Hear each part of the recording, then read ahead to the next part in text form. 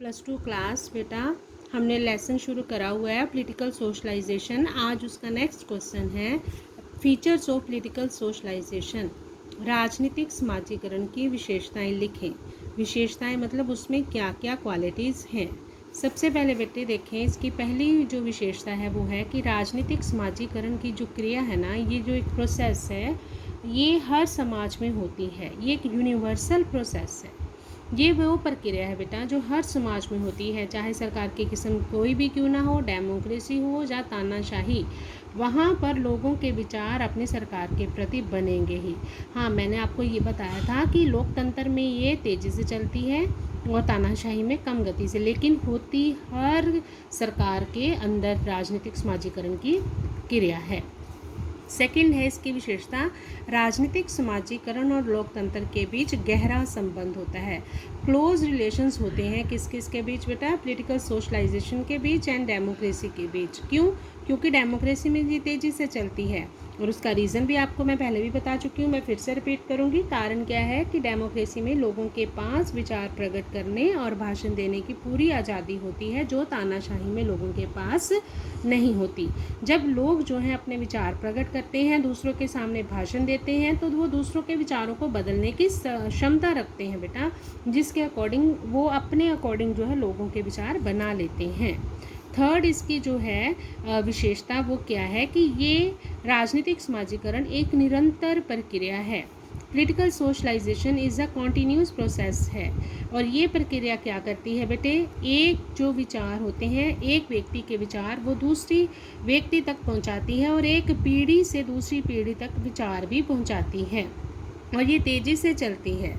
चाहे इसकी गति कभी धीमी हो जाती है, कभी तेज़ हो जाती है, लेकिन कभी भी ये प्रक्रिया जो है वो रुकती नहीं है। क्यों? क्योंकि एक निरंतर चलने वाली प्रक्रिया होती है।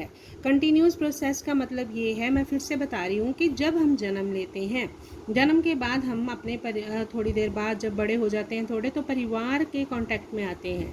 सबसे पहले एक बच्चे पर उसके परिवार के विचारों का प्रभाव पड़ता है, फिर उसके समाज का, जिस मोहल्ले में वो रहता है, फिर स्कूल आता है तो स्कूल में मतलब ये एक कंटिन्यूस प्रोसेस है जो जन्म से शुरू हो जाती है और जब तक हम मरते नहीं हमारे विचार हमेशा बनते रहते हैं और चेंज भी होते रहते हैं। चौथी विशेषता है बेटे ये देखें, फोर्थ है इसकी, ये क्रिया औपचारिक और अनौपचारिक दोनों तरह से होती है। देखिए ये प्रोसेस जो है वो कैसे है, फॉर्मल भी है और इनफॉर्मल भी। फॉर्मल कैसे? जब पूरा प्रयास किया जाता है जानबूझकर लोगों के विचारों को चेंज करने का, जैसे हम अपने विचार समाचार पत्रों से, रेडियो से, टेलीविज़न, शिक्षा संस्थाओं द्वारा जानबूझकर लोगों के विचारों का अपने अकॉर्डिंग बनाने की कोशिश करते हैं, तो वो होगी फॉर्मल, जिसके लिए हमने बाकायदा प्लानिंग की है। औपचारिक होगी ये क्रिया।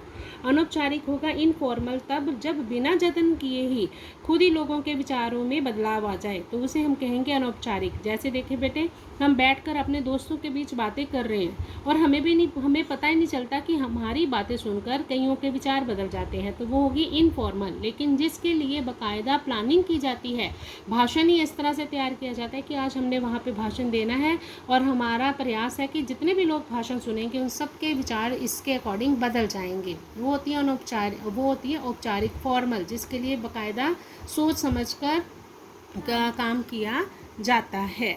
नेक्स्ट है पांचवा, राजनीतिक समाजीकरण विभिन्न राज्यों में विभिन्न होता है।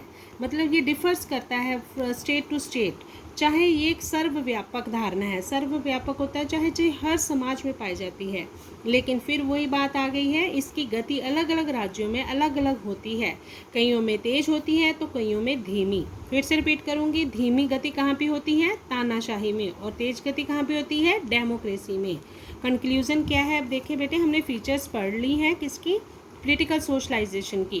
कंक्लूजन है बच्चे, इस प्रकार हम ये कह सकते हैं कि ये एक ऐसी प्रोसेस है जो कंटिन्यूस चलती रहती है और इसका काम क्या है?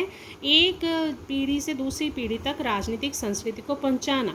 अब राजनीतिक संस्कृति क्या है? लोगों के विचार, मूल्य, दृष्टिकोण, मतलब लोगों के विचारों को एक पीढ़ी से दूसरी पीढ़ी तक पहुंचाना काम किस प्रक्रिया का है? राजनीतिक समाजीकरण का काम है। और ये प्रक्रिया किस तरह से काम करती है बेटे? फॉर्मल भी काम करती है और इनफॉर्मल भी, औपचारिक ढंग से भी और अनौपचारिक ढंग से भी काम करती है। ये पांचों इसकी फीचर्स हैं। ये 6 नंबर का क्वेश्चन भी आ सकता है और बेटे 4 नंबर में भी आपको क्वेश्चन आ सकता है। ओके बेटा।